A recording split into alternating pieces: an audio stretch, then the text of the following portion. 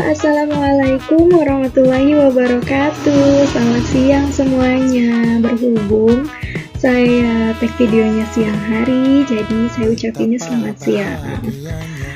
Oke, kembali lagi bersama saya Vida Frastika. Di sini saya akan menjelaskan sedikit tentang penganggaran modal. Tapi sebelumnya seperti biasa saya mau minta maaf kalau seandainya di video ini ada suara kendaraan lagi. Karena ya seperti itu, rumah saya di pinggir jalan, terus kendaraannya tuh berlalu lalang tuh banyak banget, kencang banget. Jadi mohon maaf kalau misalnya kerekam di video ini. Oke, tanpa menunggu waktu lama lagi, mending kita langsung aja ya ke materinya. Check it out. Oke, kita mulai. Penganggaran modal.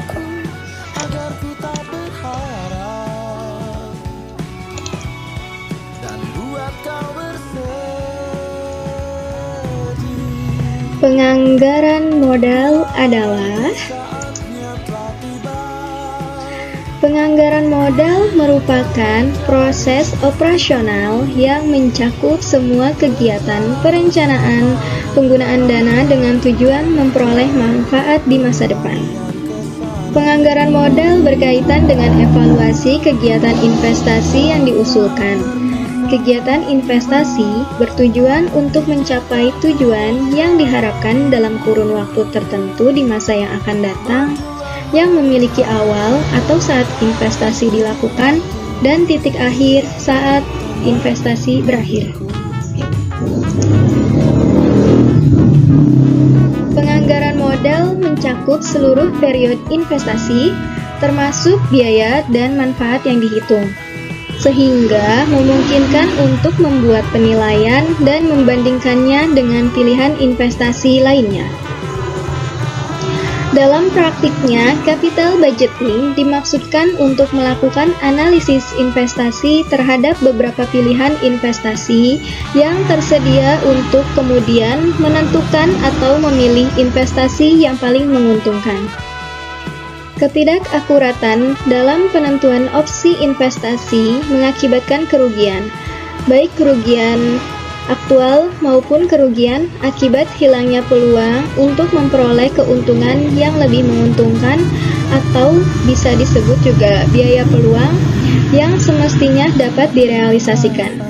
Analisis investasi memilih peluang investasi yang ada untuk memilih investasi yang akan menghasilkan keuntungan terbesar untuk setiap rupiah dana yang diinvestasikan.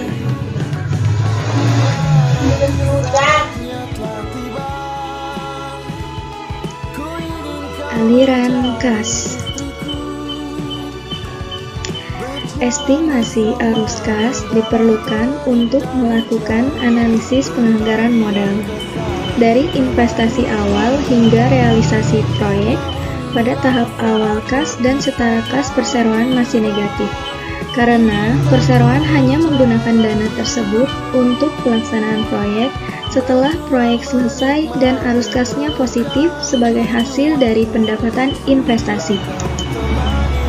Masalah dalam menghitung aliran kas. Perusahaan berharap dapat menghasilkan arus kas yang lebih tinggi dari sebelum investasi dilakukan. Dalam penganggaran modal, ini disebut peningkatan arus kas. Peningkatan arus kas digunakan untuk menghitung atau menganalisis kelayakan suatu proyek dengan penggunaan metode kekayaan bersih. Arus kas dalam suatu proyek terdiri atas beberapa komponen, yaitu yang pertama, initial investment atau investasi awal. Semua pengeluaran yang digunakan untuk membiayai proyek tersebut. Yang kedua, free cash flow, arus kas bersih yang dapat dihasilkan selama proyek tersebut berlangsung. Yang diperhitungkan di sini adalah selisih arus kas masuk dan keluar atau pendapatan dan biaya setelah dikurangi pajak dan tidak memperhitungkan bunga dan depresiasi. Yang terakhir, terminal value arus kas yang dihasilkan jika pada akhir periode investasi tersebut dijual. Nilai ini adalah nilai bersih dari penjualan tersebut.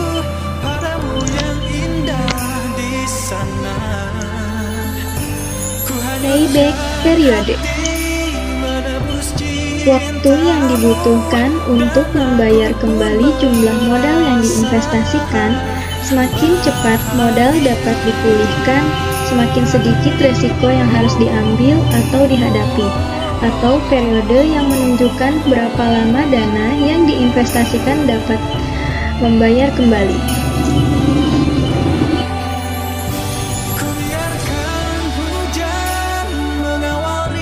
Dalam payback periode, ada kebaikan dan kelemahan. Kebaikannya adalah sangat mudah diterapkan. Kelemahannya, yang pertama, tidak memperhatikan time of money value. Yang kedua, tidak memperhatikan cash inflow setelah masa payback sehingga tidak bisa digunakan sebagai alat ukur. Rumus payback period adalah jumlah investasi dikali 1 tahun dibagi persen. Untuk kesimpulannya, jika payback periode lebih dari umur ekonomis, investasi ditolak. Jika payback periode kurang dari umur ekonomis, maka investasi diterima. Untuk selanjutnya, Net Present Value atau NPV. Metode penilaian investasi yang menggunakan discounted cash flow atau pertimbangkan nilai waktu kas dalam arus kas saat ini dengan arus kas masa depan. Kebaikannya, yang pertama, memperhitungkan time value of money. Yang kedua, memperhitungkan seluruh cash flow selama usia investasi. Dalam net present value, ada juga kelemahan, yaitu dalam membandingkan dua investasi yang sama modalnya, nilai tunai neto tidak dapat digunakan sebagai pedoman. Rumus NPV sama dengan PVN CF dikurang PVN 0. Langkah-langkahnya, yang pertama, tentukan diskon rate yang digunakan berdasarkan biaya modal atau required rate of return.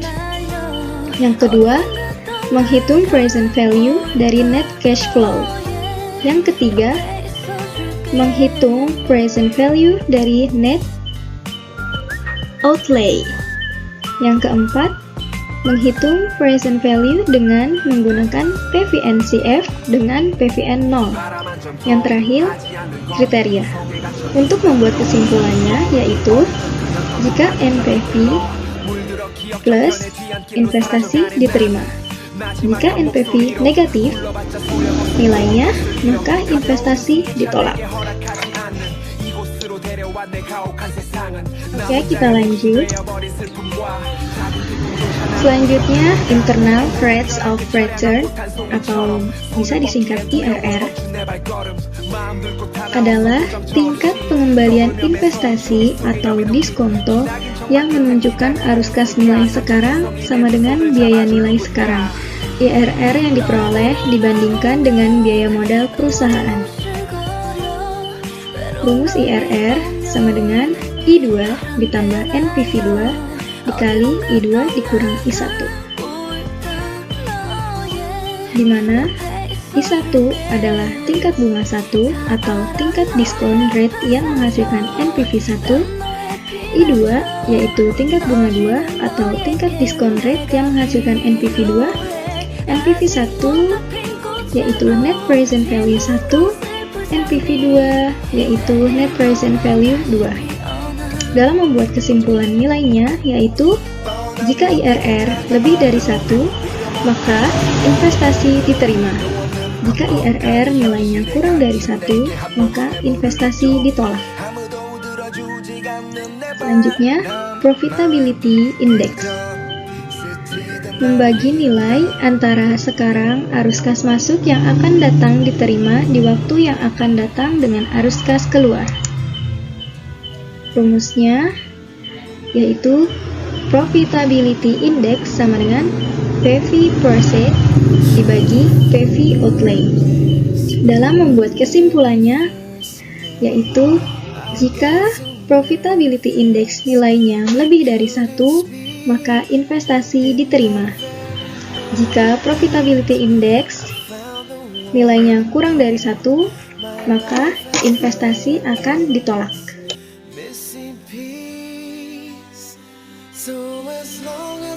Accounting Rate of Return. Berdasarkan laba akuntansi atau pendapatan yang dilaporkan, metode ini memperkirakan rasio antara jumlah rata-rata modal yang diinvestasikan atau investasi awal dan laba bersih dan rata-rata jumlah modal yang diinvestasikan. Kebaikannya terletak pada kesederhanaannya yang mudah dimengerti karena menggunakan data akuntansi yang tersedia. Kelemahannya tidak memperhatikan time of money value. Yang kedua, untuk proyek yang ada rata-rata laba bersihnya.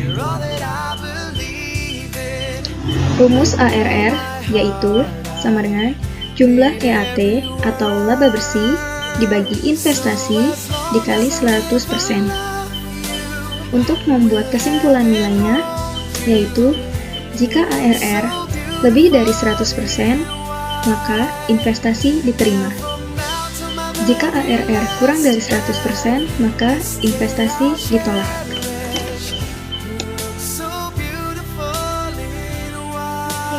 sini saya akan menjelaskan sedikit contoh soal accounting rate of return dan payback period.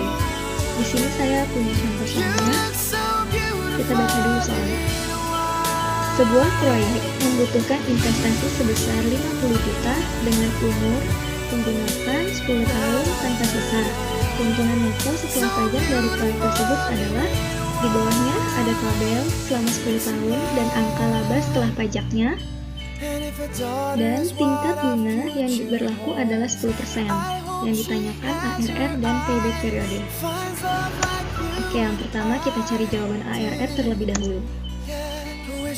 Untuk menghitung ARR, kita cari tahu dulu I0-nya atau investasi awalnya, yaitu sebesar 50 juta, sudah ada di soalnya. Yang kedua, bunganya, bunga yang berlakunya, yaitu 10%, sudah ada di soal. Dan kemudian, umur ekonominya, yaitu 10 tahun, yang juga sudah ada di soal.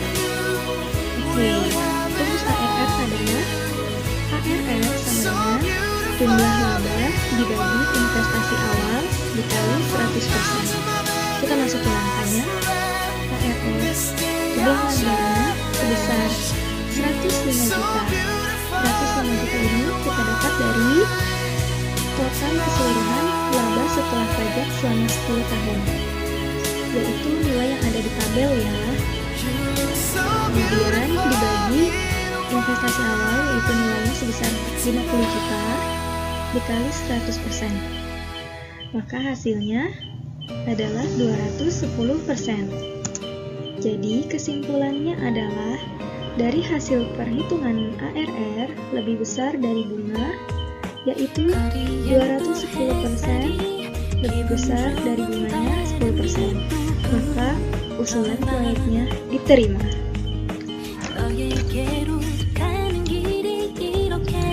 Oke, selanjutnya kita menghitung jawaban payback periode. Langkah pertama untuk menghitung payback periode yaitu kita mencari depresiasinya terlebih dahulu. Untuk menghitung depresiasi yaitu rumusnya Y0 dikurang SP dibagi WE. SP itu adalah nilai sisa. Oke, kita masukin angkanya. Y0 yaitu investasi awal di soal 50 juta. Nilai sisanya 0 karena tidak ada, yaitu penggunaan tahunannya karena soalnya 10 tahun, maka berarti kita dibaginya 10 tahun. Jadi 50 juta dikurang 0 dibagi dibagi 10 hasilnya 55 juta per tahun. Terus untuk mencari profitnya, yaitu rumusnya IAT ditambah depresiasi. Kita masukin aja ke tabelnya. IAT ini sudah ada soal. Depresiasinya 5 juta, profitnya IAT ditambah depresiasi. Oke. Kita hitung total investasinya. Profit di tahun pertama yaitu investasi awal kita 50 juta. Profit tahun pertama yaitu 20 juta. 20 juta ini dari 15 juta ditambah 5 juta. Hasilnya 20 juta. Jadi 50 juta dikurang profit tahun pertama yaitu hasilnya 30 juta. Untuk profit tahun kedua yaitu angkanya 19 juta dari 14 juta ditambah 5 juta. Jadi 30 juta ini dikurang kembali dengan 19 juta, maka hasilnya yaitu 11 juta. Jadi kredit periode 2 tahun dikali 11 juta dibagi 18 juta dikali 12 bulan. Jadi hasilnya 2 tahun 1,3 bulan atau 2,73 tahun. Karena kredit periode 2,73 tahun lebih pendek dari umur ekonomi 10 tahun, maka sebaiknya usulan proyek tersebut dapat diterima karena menguntungkan.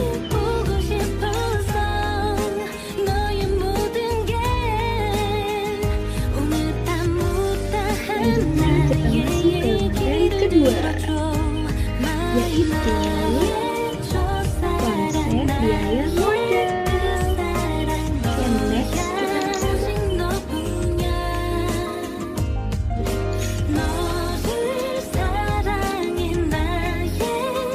Dana merupakan dasar utama perusahaan dalam operasionalnya yang dapat diperoleh dari modal sendiri maupun dari pinjaman atau hutang.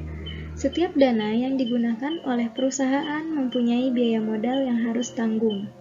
Biaya modal atau cost of capital adalah semua biaya yang secara real dikeluarkan oleh perusahaan dalam rangka mendapatkan sumber dana. Dalam biaya modal memiliki beberapa konsep. Di sini ada beberapa konsep biaya modal. Yang pertama, konsep biaya modal erat hubungannya dengan tingkat keuntungan yang disyaratkan atau required rate of return. Yang kedua, biaya modal biasanya digunakan sebagai ukuran untuk menentukan diterima atau ditolaknya suatu usulan investasi sebagai discount rate, yaitu dengan membandingkan rate of return dari usulan investasi tersebut dengan biaya modalnya. Yang ketiga, biaya modal dapat diukur dengan rate of return minimum dari investasi baru yang dikeluarkan perusahaan dengan asumsi bahwa tingkat risiko dari investasi baru sama dengan risiko dari aktiva yang dimiliki saat ini.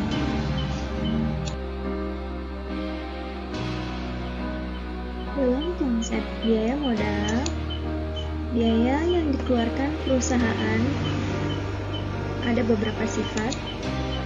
Yang pertama, bersifat implisit, yaitu biaya yang tidak dikeluarkan saat ini tetapi di masa yang akan datang. Contohnya, selisih harga obligasi per tahun. Yang kedua, bersifat eksplisit atau biaya yang dikeluarkan saat ini. Contohnya, biaya bunga.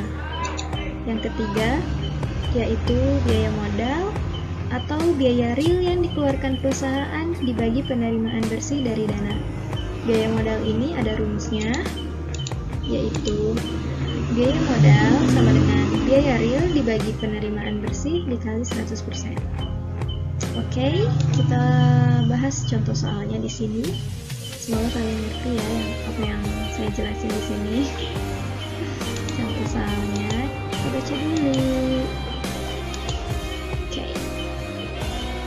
PT ABC mengambil kredit 100 juta jangka waktu 1 tahun dengan bunga 20%, biaya revisi 1 juta admin, dan materai 250.000, notaris 500.000. Maka seluruh biaya bunga kita cari dulu seluruh biaya bunganya nih, sama dengan 20% dikali 100 juta, hasilnya 20 juta ditambah 1 juta. 1 juta ini dari biaya admin, kemudian ditambah 250.000 dari biaya materai, kemudian ditambah 500.000 dari biaya notaris. Jadi hasilnya 20 juta tambah 1 juta tambah 250.000 tambah 500.000, hasilnya 21.750.000 rupiah. Dana yang dapat digunakan perusahaan PT ABC adalah sama dengan 100 juta rupiah, 100 juta rupiah, yaitu dari pengambilan kreditnya dikurang 21.750.000 rupiah, hasilnya sebesar 78.250.000 rupiah. Maka biaya modalnya adalah 21.750.000 dibagi 78.250.000 dikali 100%, hasilnya 27,8%. Jadi kesimpulannya, biaya real yang digunakan perusahaan yaitu sebesar 27,8%. Oke, kita berada di penghujung materi, yaitu biaya modal individu. Modal yang dihitung biayanya adalah sumber jangka panjang yang berasal dari hutang dan modal sendiri atau saham. Yang pertama, biaya hutang atau cost of debt, yaitu biaya yang ditanggung perusahaan karena menggunakan sumber dana dari pinjaman. Yang biasa diperhitungkan adalah biaya hutang obligasi. Obligasi adalah surat hutang yang dikeluarkan perusahaan dengan nilai nominal tertentu, jangka waktu tertentu, dan memberikan bunga atau kupon. Oke, kita langsung bahas saja ke contoh soalnya. Contoh soalnya yaitu PT Faiz Tbk mengeluarkan obligasi berjangka 4 tahun dengan nilai nominal Rp100.000 per lembar yang memberikan bunga 24% setahun. Harga jual obligasi yaitu Rp92.000 per lembar. Maka yang pertama, biaya bunga setahunnya yaitu 24% dikali 100.000 sama dengan 24.000. Yang kedua, selisih harga per tahunnya yaitu 100.000 dikurang 92.000 dibagi 4 tahun, yaitu hasilnya Rp2.000. Jadi total biayanya Rp26.000. Rp26.000 dari biaya bunga setahunnya 24.000 ditambah selisihnya 2.000. Jadi total biayanya itu 26.000. Penerimaan bersih dari rata-rata penerimaan yaitu 100.000 ditambah 92.000 dibagi 2, hasilnya Rp96.000. Biaya modal hutang atau KD sama dengan 32.000 dibagi 96.000 kali 100%, hasilnya 33,33%. Biaya modal hutang setelah pajak yaitu rumusnya KDT sama dengan KD dikali 1 dikurang T. Dari soal di atas, KD-nya sebesar 33,33%, dan jika tarif pajak sebesar 20%, maka 33% dikali 1 dikurang 0,2, hasilnya 26,664.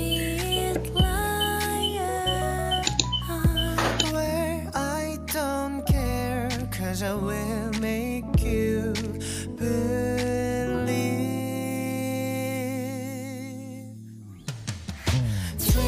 지금 그런 눈으로 나를 바라볼 때면 나는 네가 꼭 내 것 같은데 다시 잠들고 싶은 너무 기분 좋은 꿈 그게 바로 너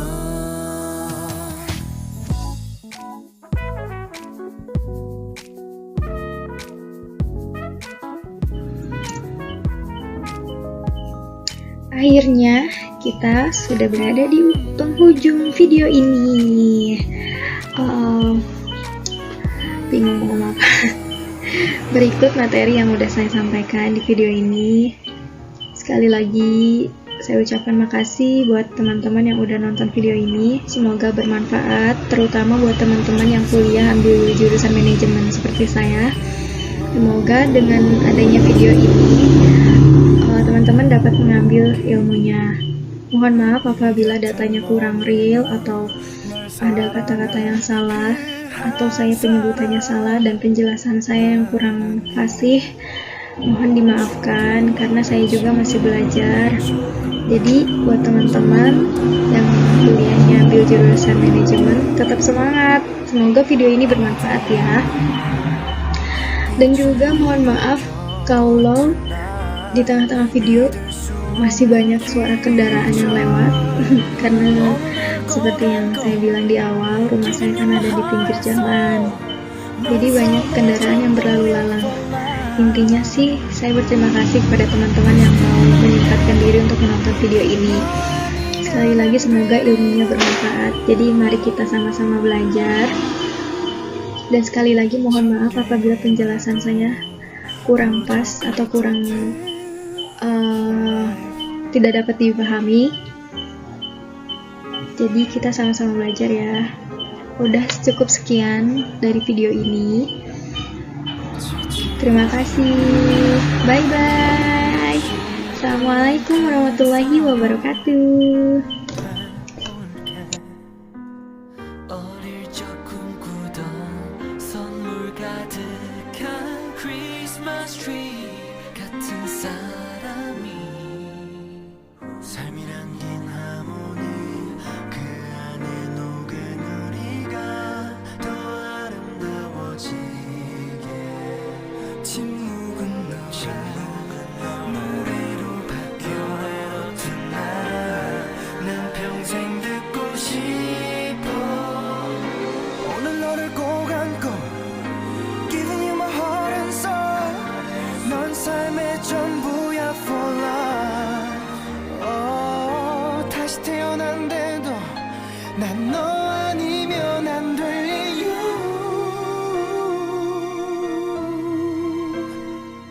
평생을 너만 바라보고파 모든 게 쉽진 않겠지 지켜줄 거야 for life